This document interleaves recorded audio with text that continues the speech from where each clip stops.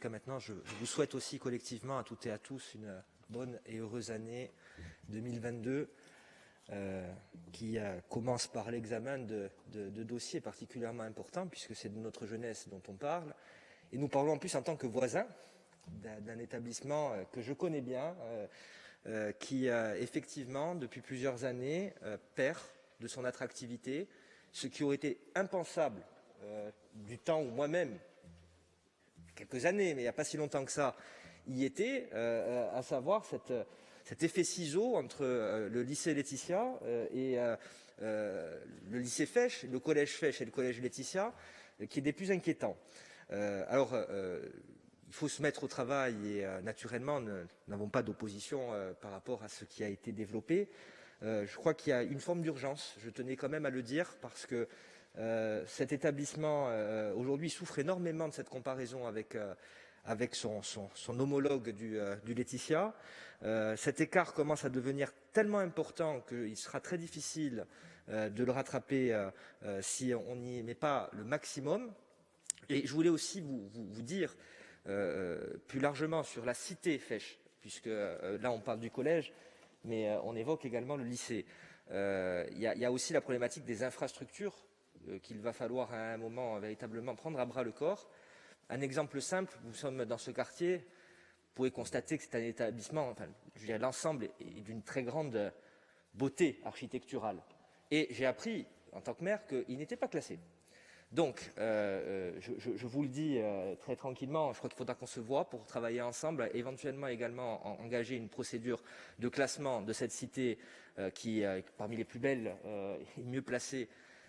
Je ne vais pas vous dire qu'il m'arrivait parfois de regarder la fenêtre et de regarder le golfe d'Ajaccio plutôt que d'écouter mes professeurs, mais je pense que certains se reconnaîtront dans ce que je viens de dire, et au-delà de cela, l'architecture du lieu est particulièrement belle. Il faudra donc peut-être envisager d'y travailler, parce qu'il y a des difficultés, c'est un bâtiment qui vieillit, et qui rencontre un certain nombre de difficultés, tant au niveau du collège que du lycée, et là on est plutôt sur la phase investissement et équipement, qui aussi, je vous le dis, compte dans le choix des parents.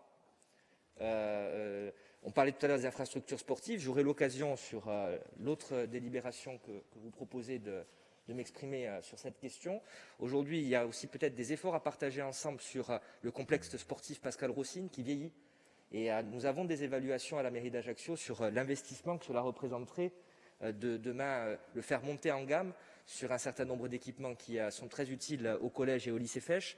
Et je pense qu'il faudrait qu'on travaille ensemble, notamment avec votre collègue conseil exécutif en charge des affaires sportives, pour avoir une véritable politique de rattrapage de ce complexe qui est collé à la cité Fesch et qui, comme vous le disiez tout à l'heure, fort justement, est peut-être aussi à la source d'un certain nombre de problèmes. Et ensuite, enfin, il y a également un certain nombre de changements démographiques et de choix.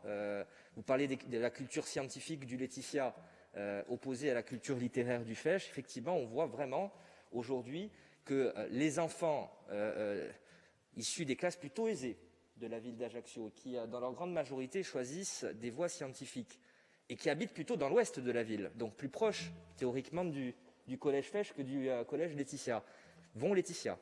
Et ça, c'est un problème démographique, c'est un problème également profond, avec un changement. À l'époque, il n'y a pas si longtemps que ça, les enfants de l'ouest d'Ajaccio allaient à 90% au collège Fesch et au lycée Fesch. Or, aujourd'hui, ce n'est plus le cas. Il y a également une étude à réaliser là-dessus. C'est aussi toute la problématique des sectorisations, des cartes scolaires, qui a peut-être été mal préparée il y a quelques années, mal pensée, et qui fait que le collège Fesch et le lycée Fesch rencontrent des difficultés. Donc moi, je suis à votre disposition en tant que maire de la ville pour pouvoir travailler à ce sujet-là en fonction de vos disponibilités avec le recteur. Mais je vous dis, si on veut vraiment travailler, il y a une vision d'ensemble également à porter au niveau des infrastructures sportives, puisque nous souffrons aujourd'hui d'une vétusté très claire et d'un vrai effort de rattrapage à réaliser sur le complexe sportif Pascal Rossini.